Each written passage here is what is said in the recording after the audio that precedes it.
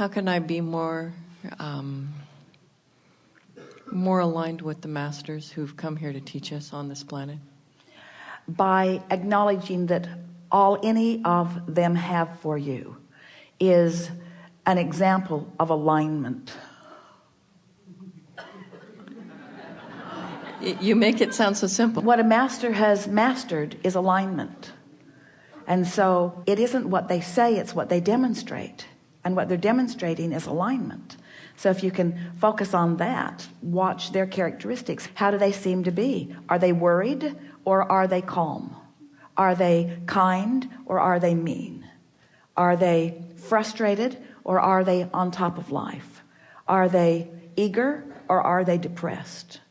Are they happy or are they sad? In other words, look for the emotional indicators of what they're doing with their vibration and mimic it. Let them teach you abundance, teach love, teach healing.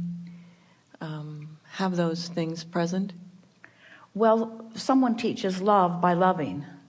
You teach through the clarity of your example. We offer so many words, and the words help us focus together. But our intention as we're playing with any of you is to get you focused into a feeling. So your questions are really good questions. And we started to say to you, when you said I have 2 questions, we started to say we have 1 answer.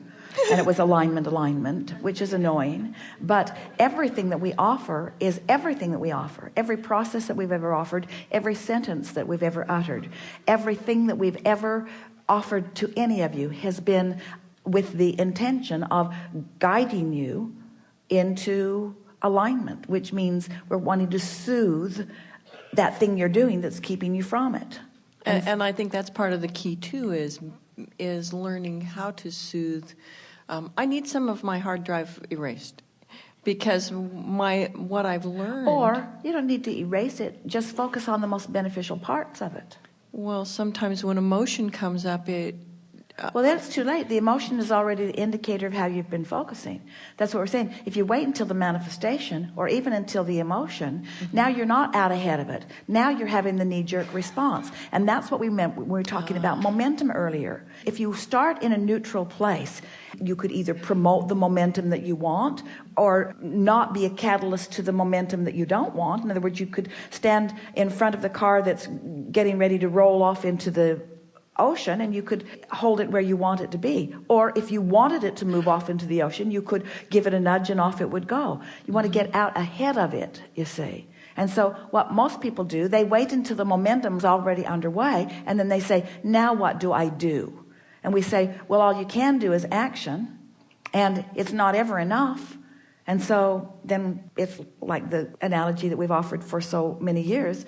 You've jumped out of an airplane, you're at 30,000 feet, you have no parachute, and you say, what do I do? And we say, hang on, it'll be over in a little bit. Because the momentum is such, there's not a lot for you to do. But if you get out ahead of it, if you envision things the way you want them to be, if you care about how you feel, it's so simplistic that a lot of people can't even hear it. There's just not enough angst or struggle or trauma or drama in it for most people when we say, how you feel is everything and you have control of how you feel. And most everybody to some extent will argue for their limitations. Yeah, but this made me feel this way, and this made me feel this way, and this made me feel this way. And we want to say to you, it doesn't matter what happened or how you feel about it. You have the option of choosing a better option of how you feel about it. And I think that's what I'm asking for. What is it, that kickstart? To let go. For most, it has to get bad enough that you can't stand it, and then you finally let go of it. But we don't think it should have to be that traumatic. We think that you ought to be able to feel the difference between complimenting someone and criticizing someone. Oh, yeah. We think you ought to be able to feel that difference. And when you're doing one or the other, make a choice. Oh, this is my preference. I'm going to do more of this and less of this.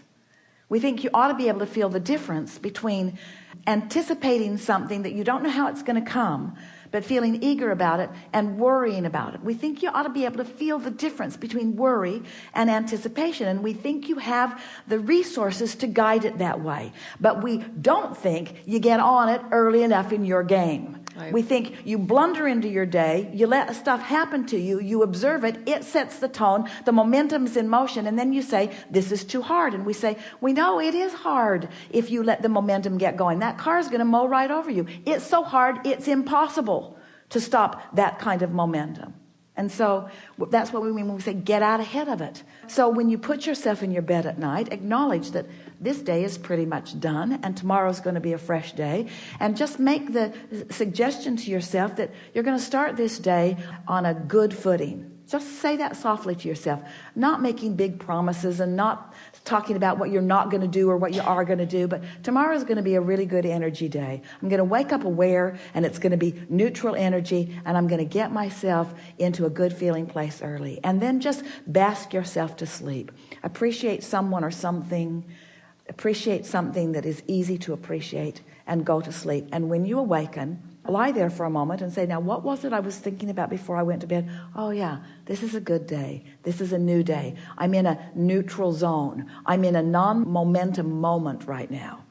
If you wake up late, the momentum's already started. You're already late. If you wake up to someone arguing in the other room, the momentum's already started. If you wake up and go immediately to worrying about what you were worrying about yesterday, the momentum has already started. So make the decision that you're going to get out ahead of it. So you might find yourself after 2 or 3 nights and mornings, you might find yourself setting some intentions for yourself. When I wake in the morning, the first thing I'm going to do is drink something really delicious and sit and bask for a little while.